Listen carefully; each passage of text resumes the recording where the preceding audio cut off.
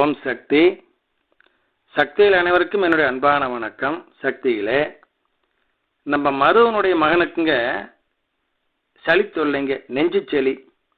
அதன் காரணமாக வீசிங், குழந்தை ரொம்ப முடியாமல் கஷ்டப்படுறானுங்க. இந்த நேரம் பார்த்து மருவனுடைய சம்சாரத்துக்கு காய்ச்சல். மருது மட்டும்தான் நல்லா இருக்கார். மற்றபடி இவங்க உறவினர்கள், இவங்க அப்பா அம்மாலாம் இருக்கிறாங்களே, இவங்களெல்லாம் உதவி கூப்பிட்றாங்கன்னா அவங்களுக்கும் ஒவ்வொரு வகையில் நோவு நோக்காடு. அதனால் அவங்களும் உதவி செய்ய முடியாது. இப்படி எல்லாருமே ஏதோ ஒரு பிரச்சனை சிக்கி தவிக்கிறாங்க. அதனால இவங்களுக்கு உதவிக்கு யாருமே இல்லை. மருது நினைக்கிறாரு, அம்மா எனக்கு உதவிக்கு கூட யாருமே இல்லையே அப்படின்னு. இதற்கு முன்னாலேயேங்க கோயம்பேடு தொண்டர்களோடு அம்மா வீட்டுக்கு செல்லும் பொழுது அம்மா சொல்கிறாங்க, நம்ம எல்லாரும் ஒரே குடும்பம், வேறு வேறு இல்லை, நம்ம எல்லாரும் ஒரே குடும்பம் அப்படின்னு அம்மா சொல்கிறாங்க. அதுக்கு அர்த்தம் என்னன்னு இப்போ தான் தெரியுதுங்க. தனக்கு யாருமே இல்லையே அப்படின்னு மருது நினைக்கிறாரு இல்லைங்களா. அந்த நிலையில் ஆஸ்பத்திரியில் தன்னுடைய மகனை மடியில் வச்சு கோந்துருக்காருங்க. டாக்டர் அந்த குழந்தைய செக் பண்ணுறாரு. அப்போ ஒரு கண்ணை மூடி அம்மாவை நினைக்கிறாரு, எனக்கு யாருமே இல்லையே அப்படின்னு நினைக்கும் பொழுதுங்க அந்த கோயம்பேடு தொண்டர்களாக இருக்கிறாங்களே, செவ்வாடி தொண்டர்கள் அத்தனை பேரும் ஒடியாராங்க ஆஸ்பத்திரிக்கு. ஒடியாந்து மருதை சுற்றி நின்றுக்கிறாங்க. பார்த்தா அவர் திடுக்கிட்டு முடிக்கிறார். அட்டோடா பத்தையா, நம்ம இப்படின்னு நினச்சோம், நம்ம அனாதையாக இருக்கிறோமே, உதவிக்கு யாருமே நினச்சோம். அம்மா அன்றைக்கே சொன்னாங்களே நம்ம எல்லாரும் ஒரே குடும்பம்னு சொல்லி, இப்போ பாரு கோயம்பேடு தொண்டர்கள் அத்தனை பேர் ஒடியான்ட்டாங்க அப்படின்னு ரொம்ப சந்தோஷப்பட்டாருங்களா அம்மா சக்திகளே.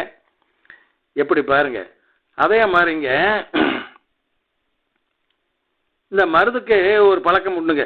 என்ன அப்படின்னாங்க, இவர் வீட்டில் ஒரு நாய் பொம்மை ஒன்று வச்சுருக்காருங்க, இந்த குழந்தைக்கு விளையாட கொடுக்குறதுக்காக.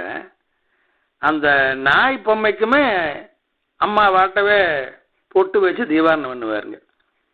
இவருடைய எண்ணம் எப்படின்னாங்க, தான் பார்க்குற எல்லா பொருள்களையும் அம்மா இருக்கிறதாக நினைக்கிறாருங்க. எல்லாமே அம்மா தான்.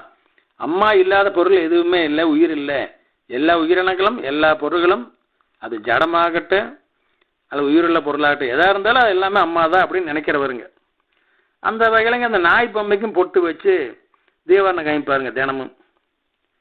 இப்படி இருக்கும் பொழுதுங்க அந்த நாய் பொம்மை கனவுல என்ன பண்ணுதுங்க, நிஜமாலும் நாயாவே எந்திரிச்சு வருதுங்க. எந்திரிச்சு வந்து மருதுவை கையை பிடிச்சி இழுத்துக்கிட்டு போகுதுங்க. எங்கே இழுத்துட்டு போகுதுங்க, அவங்க வீட்டில் இருந்து சில கிலோமீட்டர் தள்ளி இருக்கிற ஒரு இடத்த கூட்டிகிட்டு போகுது. மருது வழக்கமாக போகிற இடம் தானுங்க அந்த இடம். அங்கே ஒரு பெரிய கருந்துளசி செடி இருக்குது. அது முன்னால் கொண்டு நிறுத்துது அந்த நாய். நிறுத்திட்டு இந்த செடியில் இருக்கிற இலையை பறித்து அந்த சாரம் மகனுக்கு கூட சரியாக போகும்னு அந்த நாய் சொல்லுதுங்க. நாய் பேசுது. அவ்வளோதானுங்க, கனவு கலைஞ்சது. அடுத்த நாள் காலையில் இவர் வழக்கமாக போகிற ரூட்டில் தான் அந்த இடம் இருக்குதுங்க. இவர் பைக் எடுத்துகிட்டு அந்த வழியாக போகும்பொழுது கரெக்டாக அந்த நாய் காமிச்சு அந்த இடம் வருதுங்க. பைக் நிறுத்திட்டு அந்த ரோட்டுக்கு கீழே இறங்கி போய் பார்த்தா அதே மாதிரி மிகப்பெரிய கருந்துளசி செடி இருக்கிறது.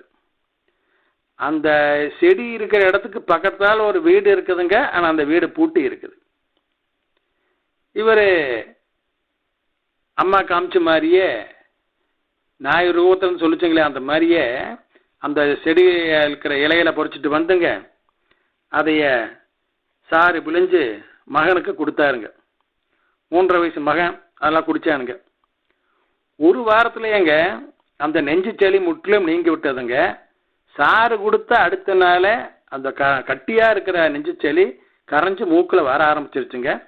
ஒரு வாரத்தில் குழந்தையும் முழுவதும் குணமாகி விட்டானுங்க. எப்படி பார்த்தீங்களா. அதுக்கு அம்மா விளக்கம் கொடுத்தாங்க, மறுபடி மகனே, அந்த கருந்துளசி செடி சளிக்கு முறிவாடு செய்ய அதுக்கு சக்தி உண்டு, மருத்துவ குணம் வாய்ந்தது தான்.